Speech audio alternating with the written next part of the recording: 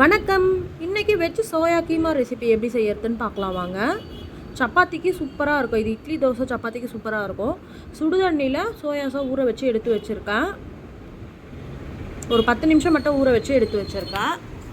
ஒரே ஒரு வெங்காயம் கட் பண்ணி எடுத்து வச்சுருக்கேன். ஒரு தக்காளி கட் பண்ணி எடுத்து வச்சுருக்கேன். இஞ்சி பூண்டு பேஸ்ட் எடுத்து வச்சுருக்கேன். சோயாஸில் இருக்கிற தண்ணியெல்லாம் பிழிஞ்சிட்டு மிக்சியில் ஒரே ஒரு முறை பல்ஸ் மோடில் போட்டுக்கலாம். இந்த மாதிரி ஆயிடுச்சு. இப்போ ஒரு பேன் பற்ற வச்சு 2 ஸ்பூன் ஆயில் போட்டுக்கிறேன். கட் பண்ணி வச்சுருக்க வெங்காயம் எடுத்து போட்டுக்கலாம். வெங்காயம் நல்லா வதங்கட்டும். கருவேப்பிலை போட்டுக்கலாம்.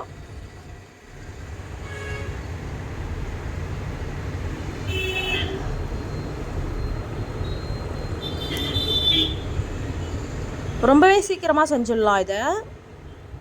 வெங்காயம் நல்லா வதங்கந்தும் தக்காளி எடுத்து சேர்த்துக்கலாம். வெங்காயம் தக்காளிக்கு தேவையான அளவு உப்பு சேர்த்துக்கலாம்.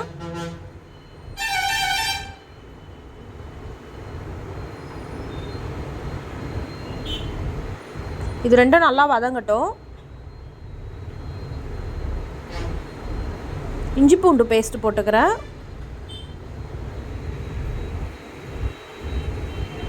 நல்லா வதக்கி விட்டுடுறேன்.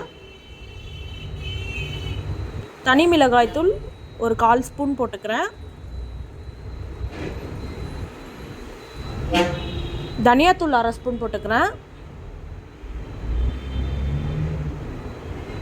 குழம்பு மிளகாத்தூள் 1 ஸ்பூன் போட்டுக்கிறேன்.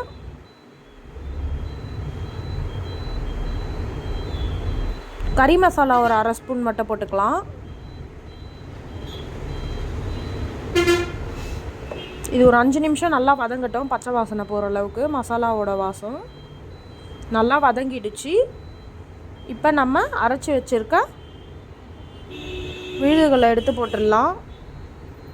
நல்லா வதக்கி விட்டுடலாம். தேவையான அளவு தண்ணி ஊற்றிக்கிறேன். இது கொஞ்சம் கெட்டியாக இருந்தால் தான் நல்லாயிருக்கும். தண்ணி கம்மியாகவே ஊற்றிக்கிறேன்.